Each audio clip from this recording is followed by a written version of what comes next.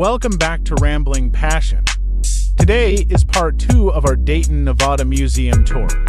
We will conclude our tour outside, exploring some more of the historic buildings in Old Town Dayton. If you enjoyed today's video, you know what to do.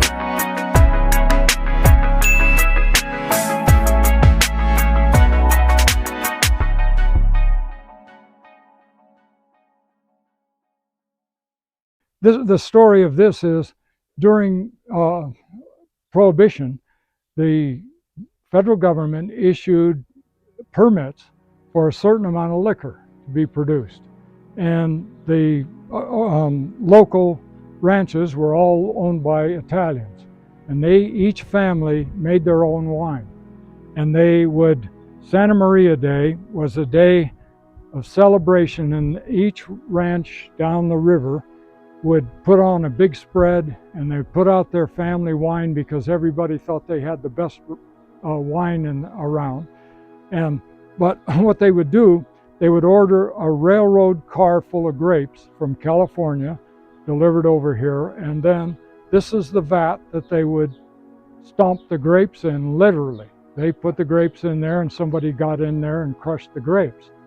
Well, they came back, and this guy was floating around in the grapes down there, and the rumor was he had drowned in the grapes. Well, reality was he had a heart attack while he was doing that. But the Italians made their wine anyway. Right. Yeah. Okay.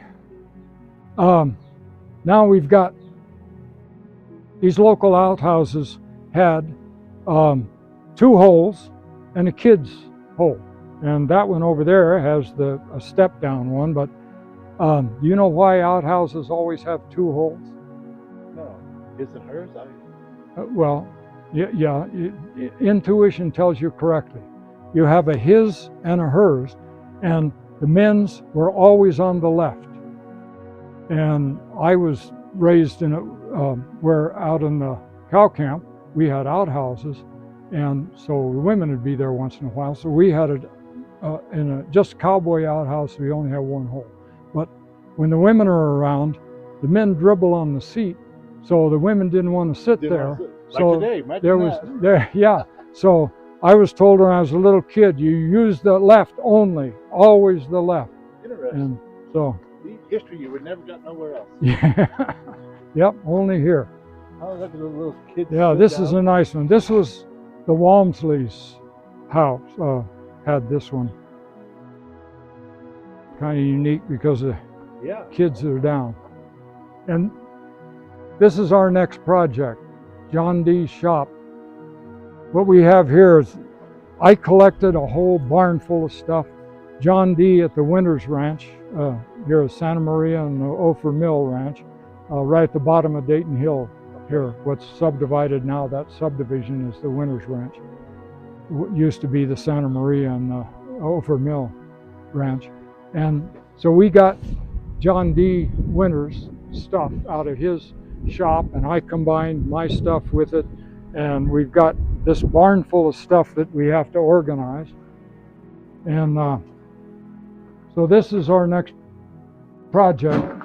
We have a complete butcher shop, a complete wheelwright shop, a complete blacksmith shop, machine shop, farm equipment. We have all kinds of stuff in here, and everything has a story.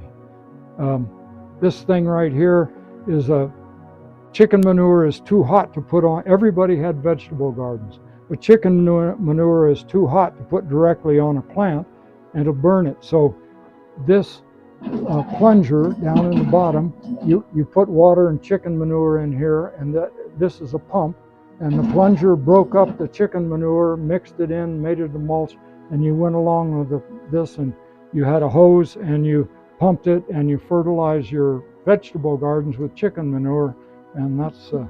So that's how they diluted it so that it wouldn't burn the plant. Right. Yep. Interesting. Yeah.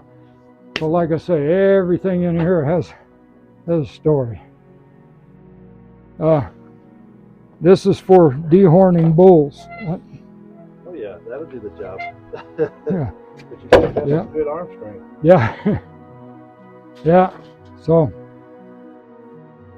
used to be agriculture. These are for potato sacks. Sewing, the string came already cut to length, and you, where is it? Right here. This is a bag that that you clipped a gunny sack on here, and you had a gunny sack on each side, and you went along, you picked after the cultivator went through and brought the potatoes to the surface, they went along, picked them up, and filled those gunny sacks. So a potato picker had to be able to carry 2 full gunny sacks around the field out there to. And those gunny sacks, what were they, 50 pounds or so? Full of potatoes, I don't know what they were, but at least 50 pounds. Yeah. Yeah. So all of this stuff. Here's a pump out of the old hand pumper for the fire engine. Oh, wow. This was the original in the schoolhouse here. This was the original style of seat, and you can find those round holes in there in the floor where each of these were planted. Interesting. Yeah. So anyway, this is our next project, and I've got everything in here needs to be organized and put together, and my goal is to have so much stuff and so much clutter that you can go through here 6 times and still not see it all, not understand it. This was the old post office. That was the extent of Dayton right there. The postmistress used to live in the Union Hotel down here, and the post office, Union Hotel, right as Pike Street comes in, the Union Hotel there, just to the right, that little wooden structure there, that was the post office. Yeah. Wow, interesting. So we have the evolution of laundry. That, of course, was the original laundry bucket and wringer and everything. And then when they got electricity, they went to that one. Yeah, the finger killer. Yeah. When I went to school, there was a kid who had his hand blown off. He had his little finger and a stub of the thumb. He didn't have a thumb. There was kind of a web in there. And he grew up using his little finger for everything. And he could do pull-ups, hold on to the bar and do pull-ups and hold his whole weight with his little finger. Oh, wow. But you did not get into a fight with Roy Bulk. He used that little finger like a dagger. And he was so strong, he'd hit you with that thing and just double you up. He couldn't, so nobody messed with Roy Bulk. But another kid we had in there got his hand in the wringer, in the gear down here. Wow. He got his hand in there, and when he was about 3 years old, he got his hand in there. Then he tried to pull it out with his other hand, and it just sucked both his arms in there and crushed all of the bones up to the elbows. So he only had stubs for arms. Oh, wow. But we had things were dangerous when I was growing up. We had kids run over one kid got run over with a disc. He was standing on the back of the tractor. And they were pulling. He fell off on a big bump, and his dad ran over him with the disc. Another kid went out to get a milk cow, and they found an orange peel. And they figure he tied the rope around his waist and was eating an orange, peeling an orange, and leading the cow back to the barn, and she spooked. And then when she ran, she thought somebody was chasing her, and she panicked and ran around. When they found him, they thought he was a pig. His arms and legs were gone. There was only a torso left. But yeah, a lot of kids died when I was growing up on those ranches. Because you always got hurt some way. Yeah, life wasn't simple. No.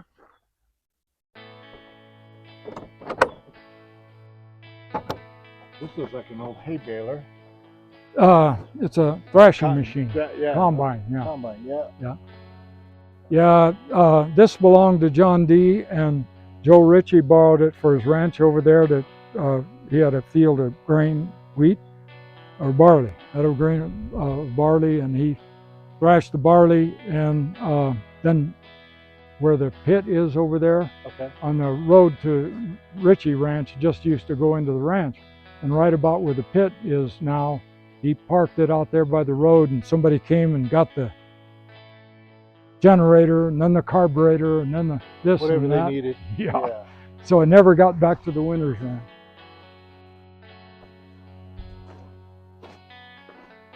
These are the old pipes that are under Dayton still.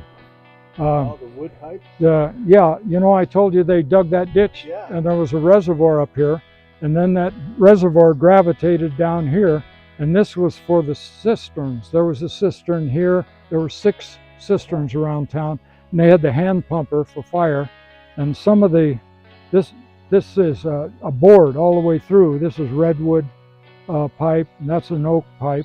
They had both of those types of pipes underground. They're still there.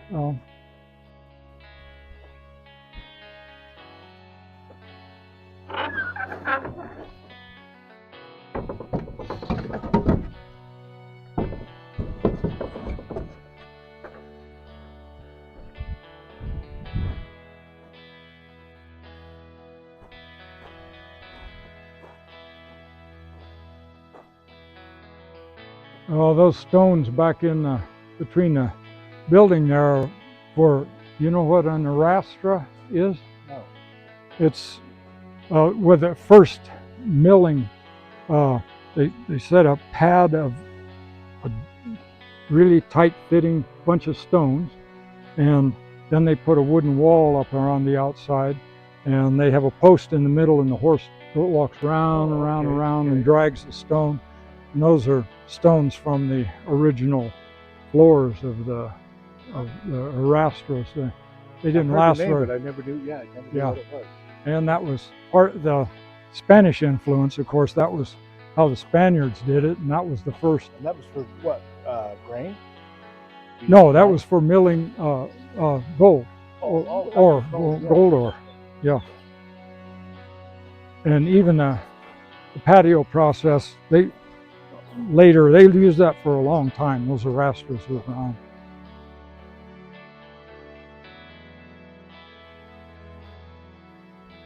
So this building, the carriage shed, is probably the oldest building in Dayton.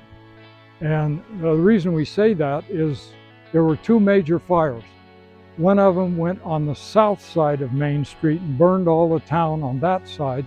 And then the next one in 1875 was on the north side of Pike Street, or Main Street, and it burned down to the corner on Pike Street and then burned everything this way.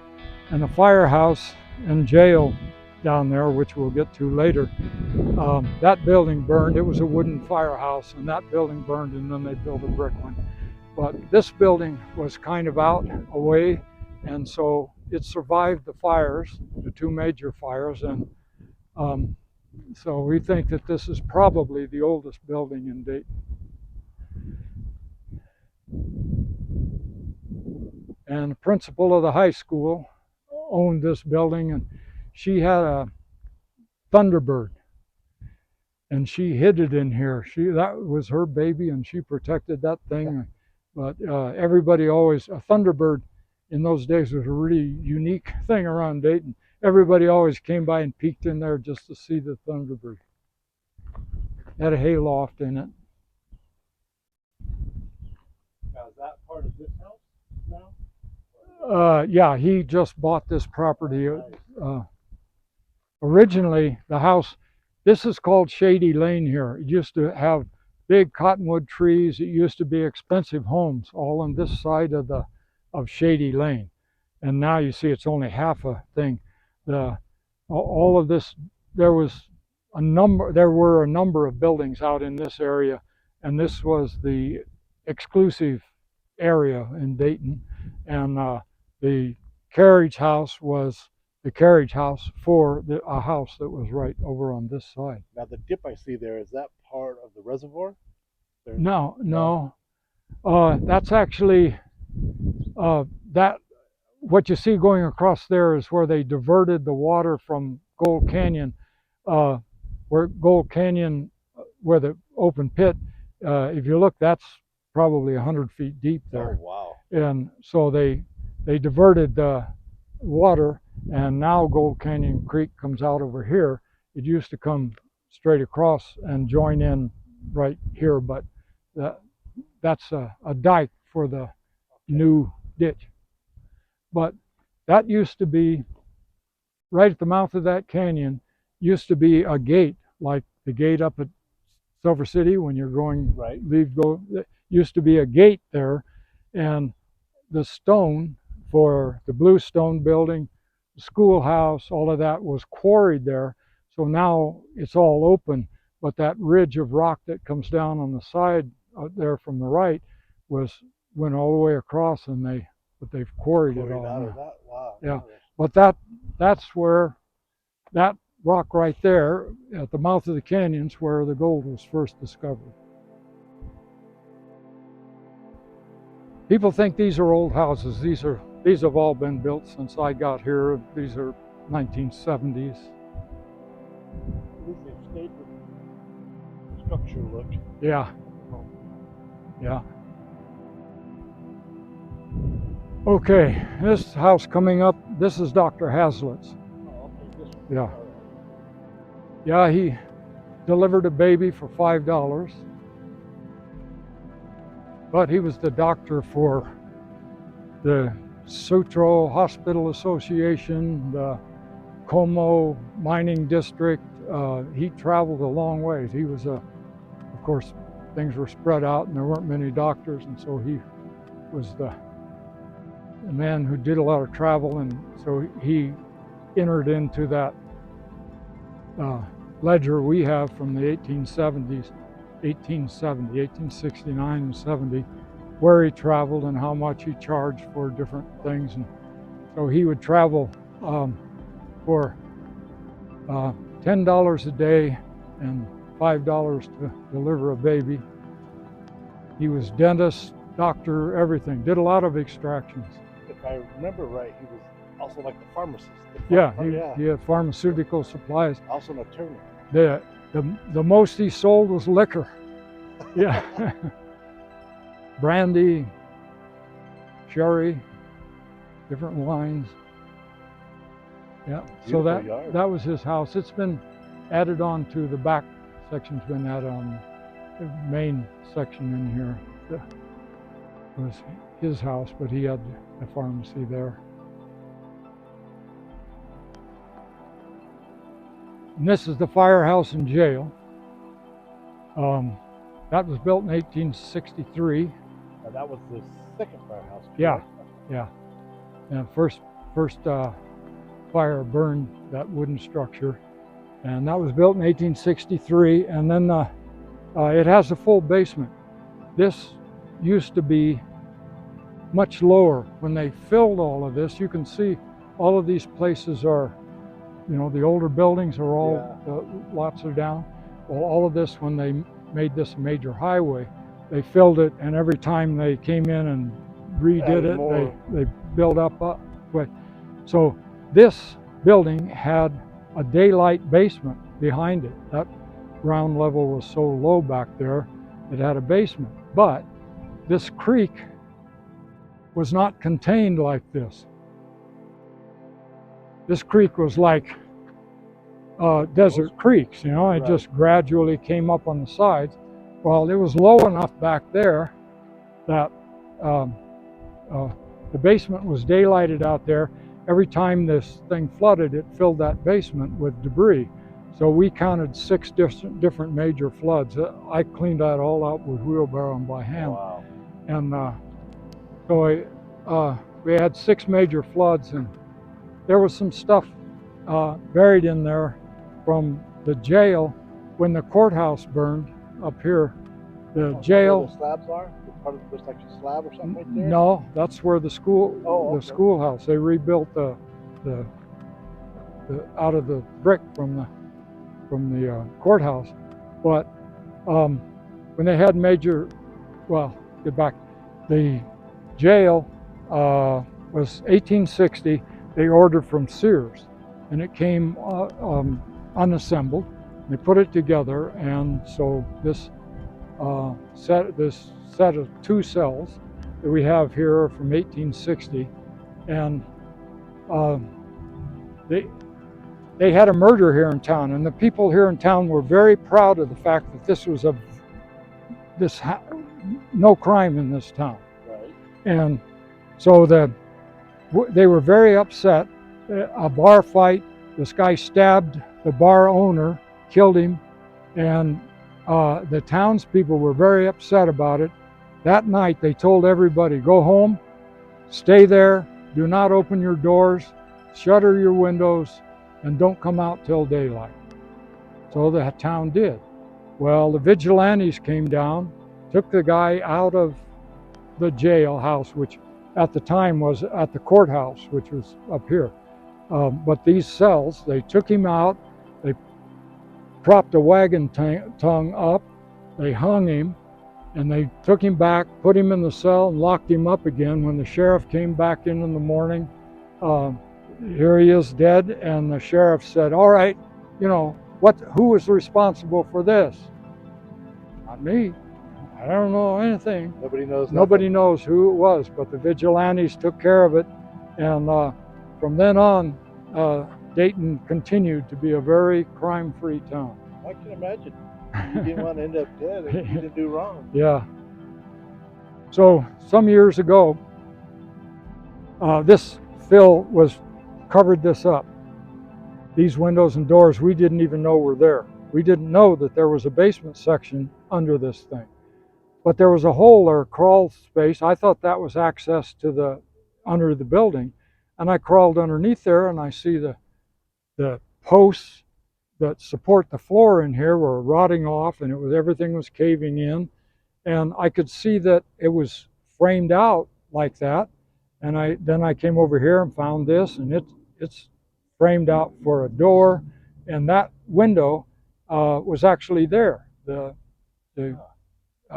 glass and everything, and it's inside. But I cleaned all of this out and cleaned out the basement. We're using it for storage now. But that of course isn't the original door. That's a door I built. But no, but it looks good. I would have never known. I wanted to make it look. Yeah. So we put the reason we did that. See these cracks in here? Uh-huh. The building was collapsing and falling in. The floor had collapsed in there, and the building was sagging and falling apart. And we braced it all, and we put steel around the door for on the sides and headers, and then I boxed it all in, cut big timbers, and let it in so that now it looks, when you open that door, it looks like just big timbers supporting it. Nice. Put new posts in there and supported the floor, and the cells are there. Everybody likes to go in and get their picture taken inside that cell. Okay, all right. Well, let me show you the basement as long as we're here.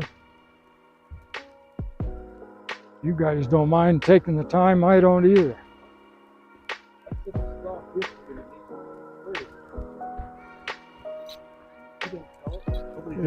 Yeah.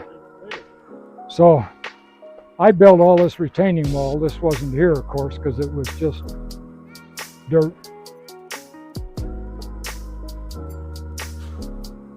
I thought you said you were retired? Yeah, I retired 20 years ago. Well, now you just do this for fun. It's not work no more. It has become work. I'm the only guy with construction experience in the whole group, so my luck. So this was, it's been a while.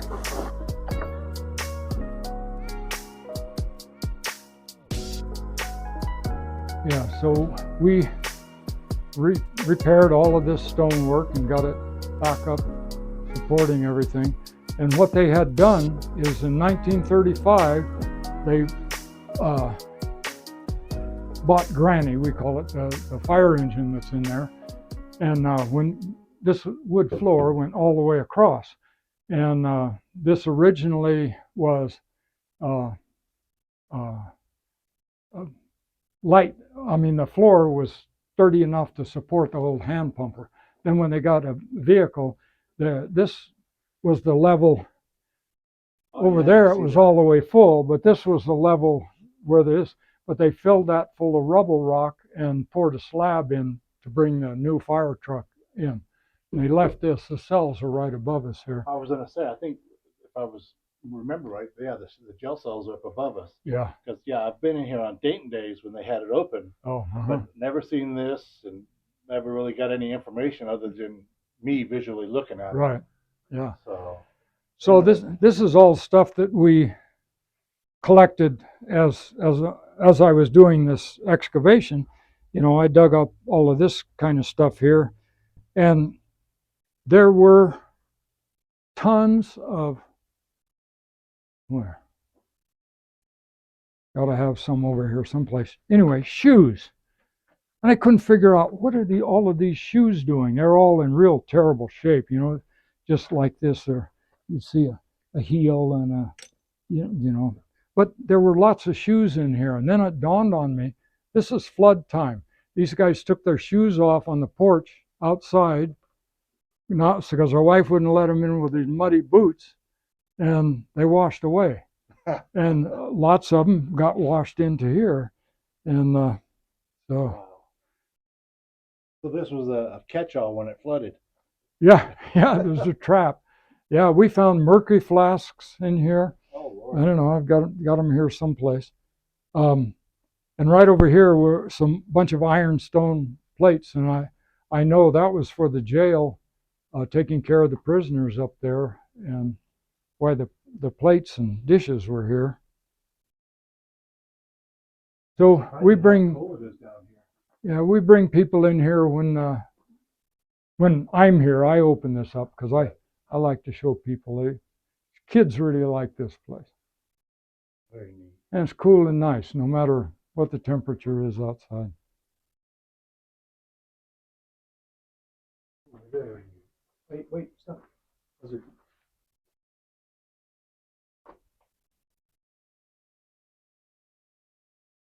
See, if you know what you're looking for, you can see these areas like this. See, this is our work. Here's the old stuff. It's all falling apart so much. We replaced it with concrete. Right. And we put new stone in there, but left as much of it as we could. But this old stuff is just so brittle. Yeah. Wow. Not much cement in it. It's just probably mostly clay, right? Yeah. I would assume. Yeah.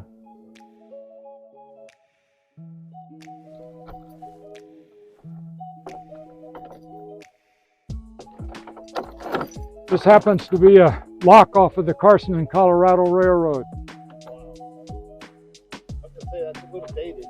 Yeah. I had to make a key. I tore it apart to see how it worked, and so I just made a key. I need to make more keys for other people because nobody else can get in. This happens to be a house that I told you about, that kid arson burned down. This was a real nice house. The Quillisi family who owned the mercantile building up here. This was where that guy I told you was died on D-Day. He grew up here. This is where they got burnt to the ground. Yep.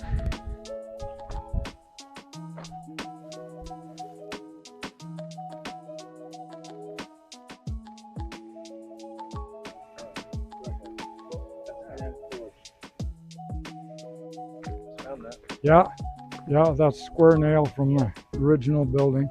These are all machines. Those were hand forged. Yeah. Blacksmith shop. Yeah, these are prior to 1880 square nails. The rest of it I've seen are all round here. Yeah. That's all round.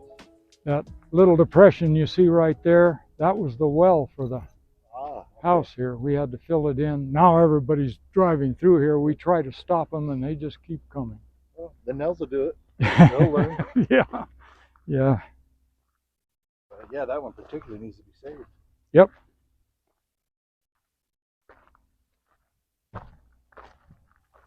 I told you we supported this. If you Yeah, I look seen down the the beam up side here, we bolted that whole building together. It was leaning and going that way, so we put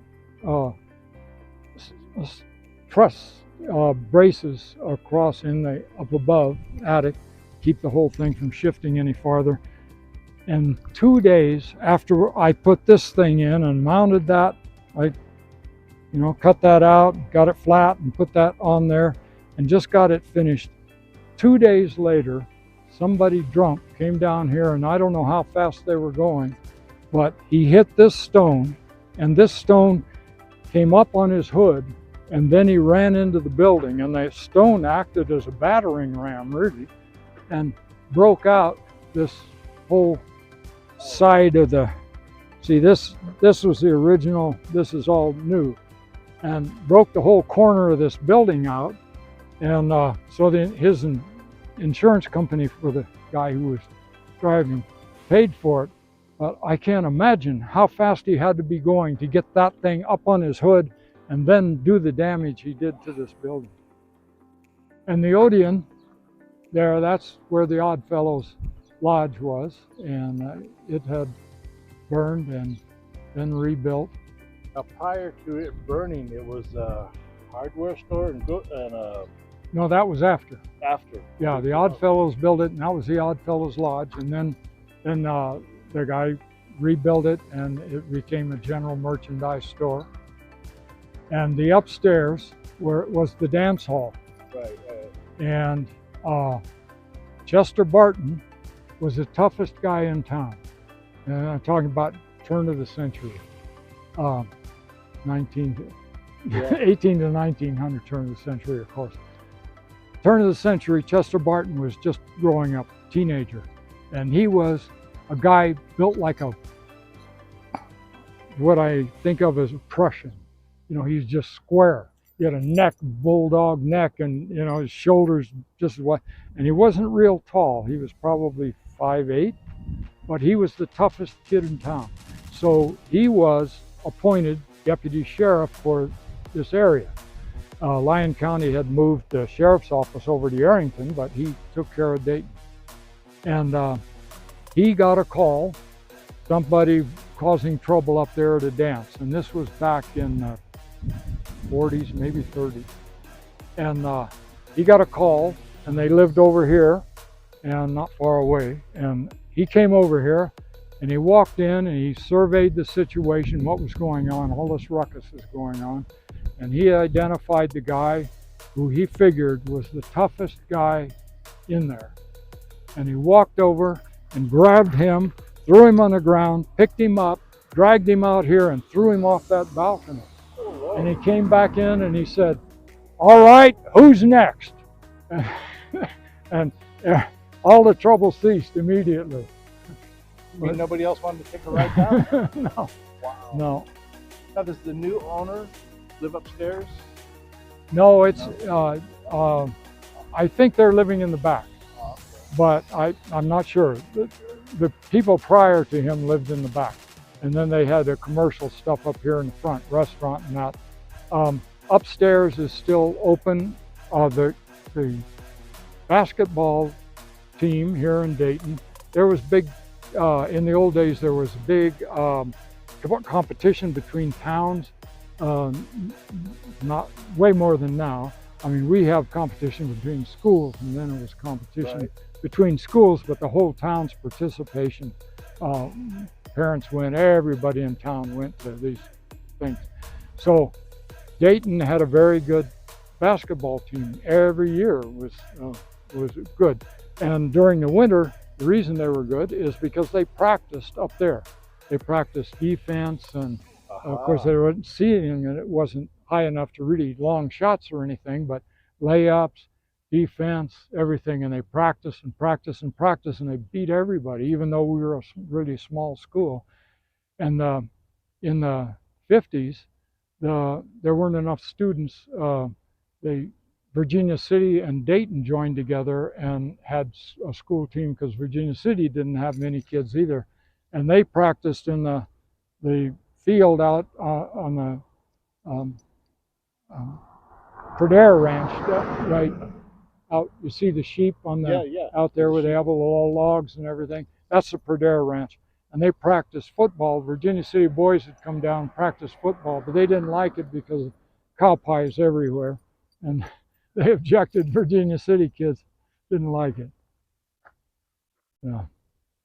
So that's one of the real original buildings, but it has been rebuilt inside.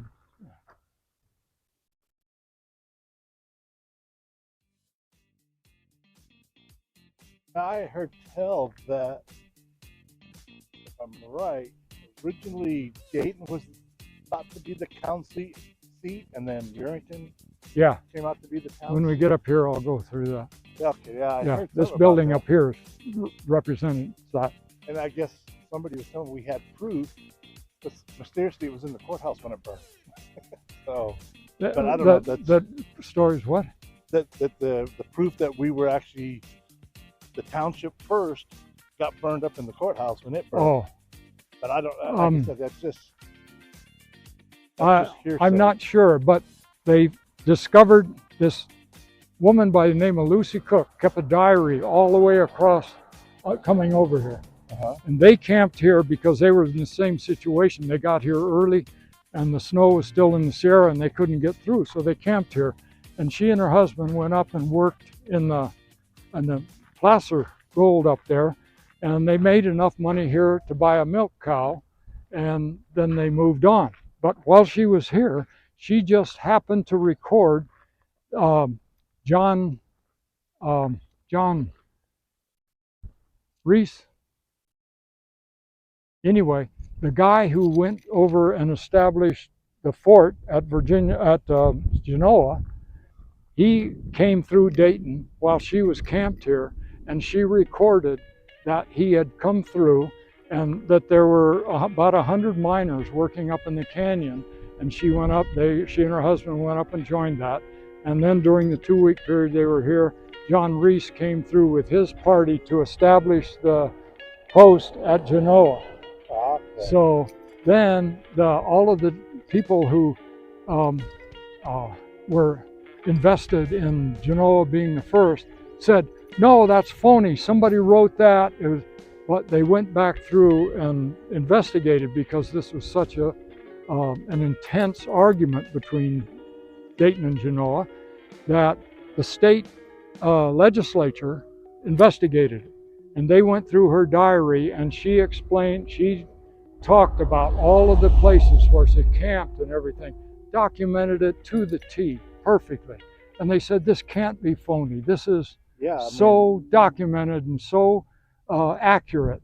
And but they'll still say, well, a bunch of miners in the canyon doesn't establish, that isn't a settlement. So they're still arguing. So this building used to be the courthouse. What you see used to be the first story, and then there was an equal amount of second story on top of that, with a balcony in the front. And that courthouse burned, the electrical fire, and it burned to the ground. And after it burned, the town was so small. This was in 1909. The town was so small and there were so few people, they moved the courthouse to Yerington.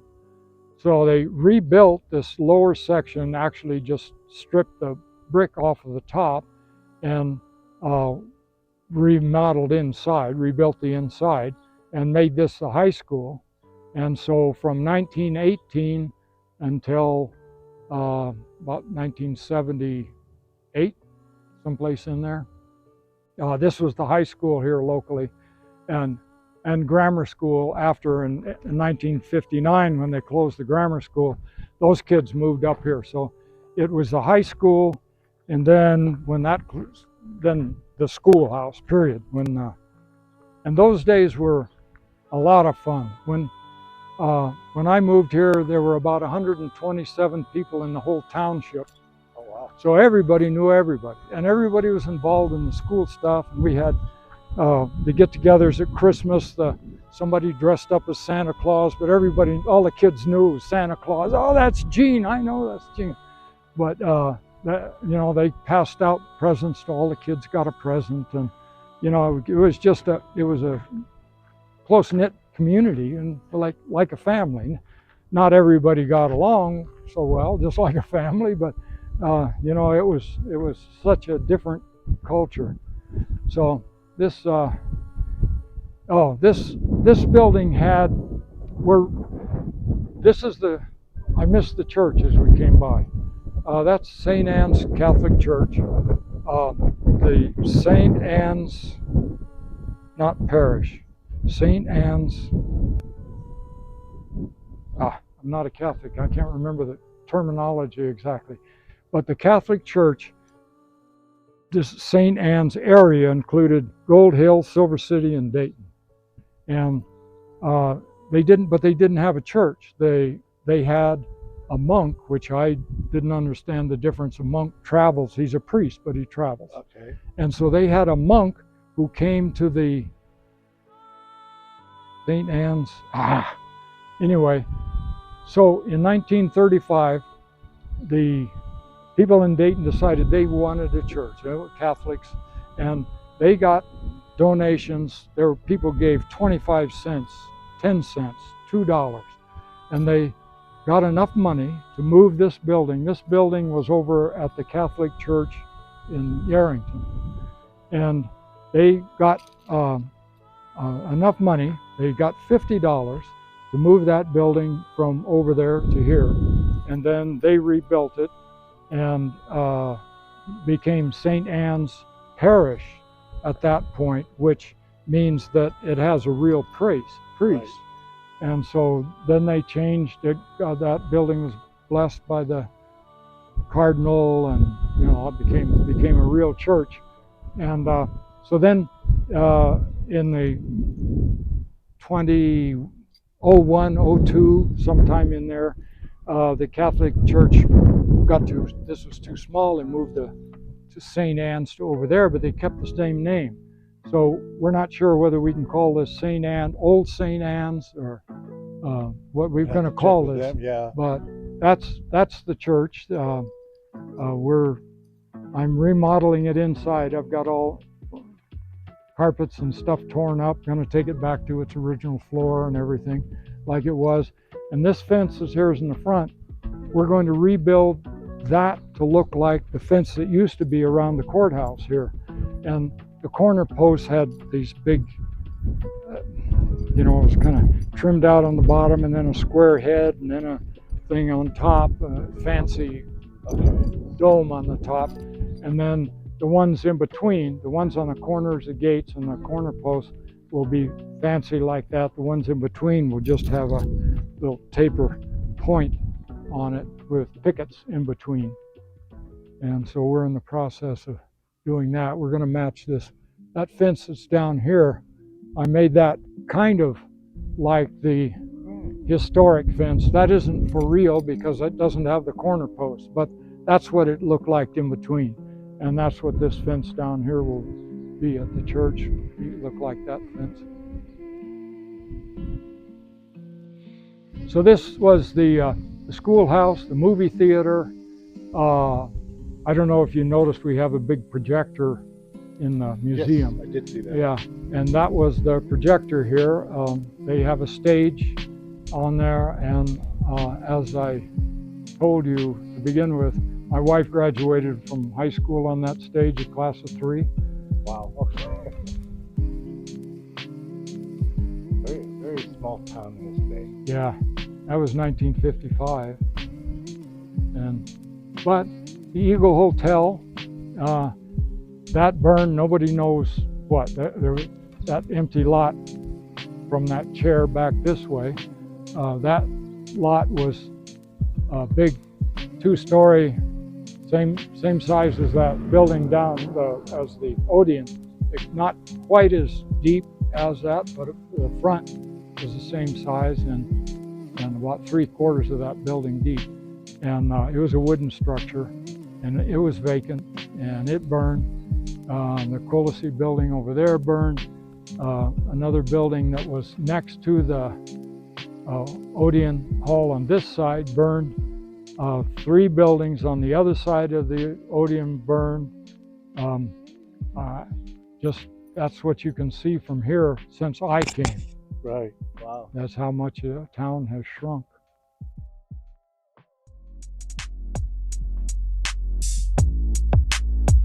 Thanks for watching.